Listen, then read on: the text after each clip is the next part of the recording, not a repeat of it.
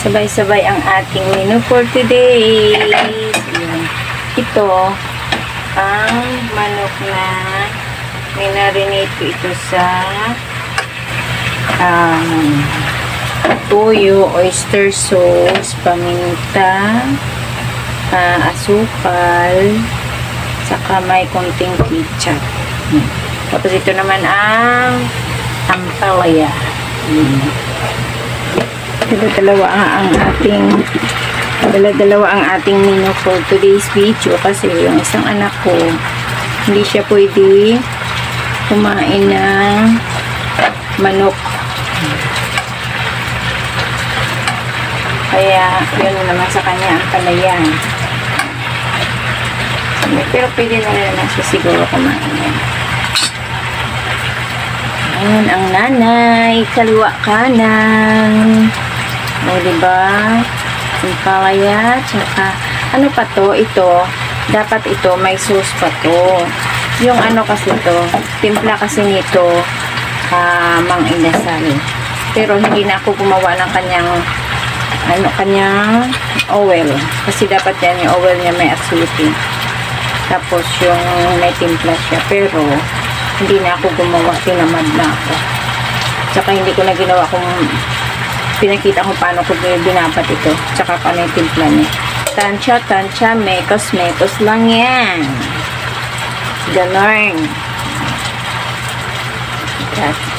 Usod natin. Kasi titingnan naman natin ang ating isang nakasalang na mekos.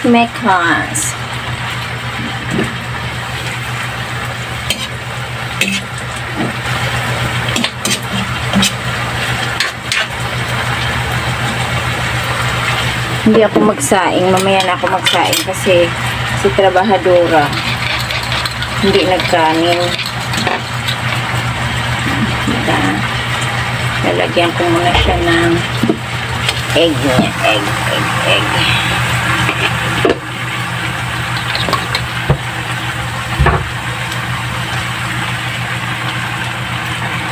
Tignan nyo na ba itong log isa lang.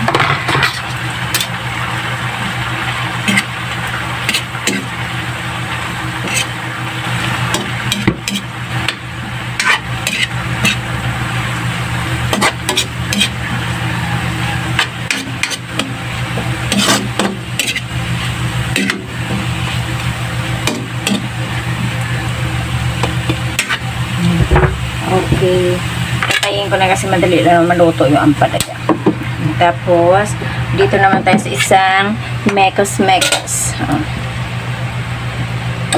Namatay ang aking kalan. Bayan. Yung isa yung pinatay ko. Ito ang namatay. Yan. Ito lang ang ating mekos. Ano yun? Yan, okay na yan. Luto na lahat. Oras na lang kumain. Tapos nakapag-laga na rin ako nito. Ayan. Yan pinaka-rice na kamuting kahoy. Ayan. Good morning everyone. Bye. Ingat po tayong lahat. God bless. Okay. Yan ang ating final menu ngayon for umaga. Yun. Ang chicken Mang Inasal mix. Ayun. Kamuting kahoy. Tsaka ampalaya. Ayan ang ating almusal for today's.